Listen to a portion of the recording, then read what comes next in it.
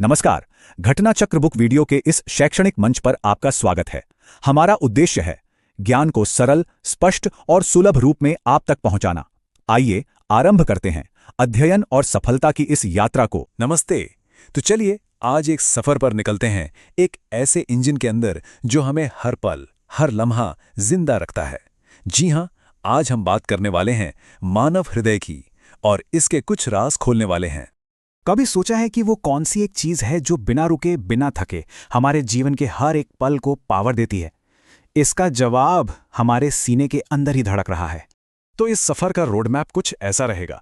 सबसे पहले हम कुछ हैरान करने वाले आंकड़ों से शुरू करेंगे, फिर दिल के उन 4 खास कमरों के अंदर झांकेंगे, जानेंगे कि जीवन की ये जो लय है, इसके पीछे का साइंस क्या है। ब्लड प्रेशर के रहस्य को भी सुलझाएंगे और हाँ, आखिर में ये भी देखेंगे कि डॉक्टर इस कमाल के इंजन की सेहत पर नजर कैसे रखते। तो चलिए शुरू करते हैं।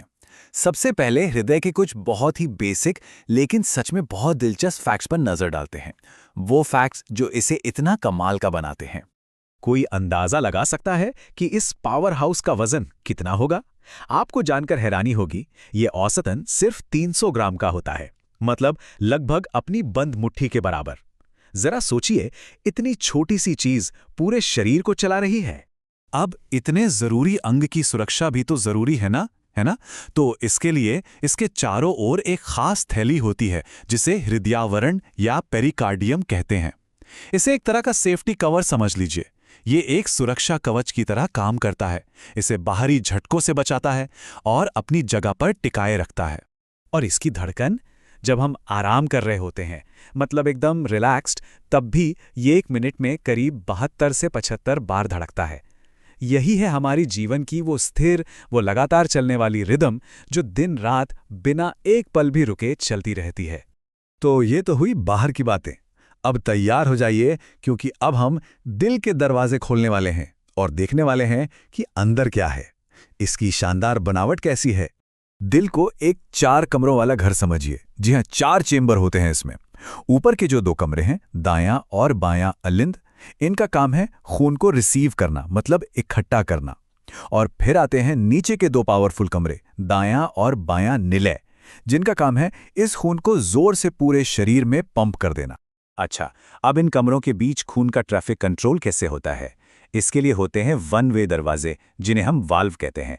देखिए, बाएं अलिंद और निलय के बीच होता है द्विवल्नी वाल्व, जिसे माइट्रल वाल्व भी कहा जाता है। और दाएं अलिंद और निलय के बीच होता है त्रिवल्नी वाल्व।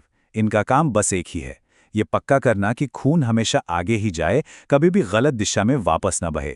एकदम परफेक्ट सिस्टम है। तो ठीक है, इसकी बनावट तो समझ आ गई, लेकिन ये धड़कता कैसे है? मतलब कौन देता है इसे सिग्नल? इसकी पूरी लय का राज एक बहुत ही छोटे से इलेक्ट्रिकल सिग्नल में छिपा है। जी हां, एक बिजली की चिंगारी।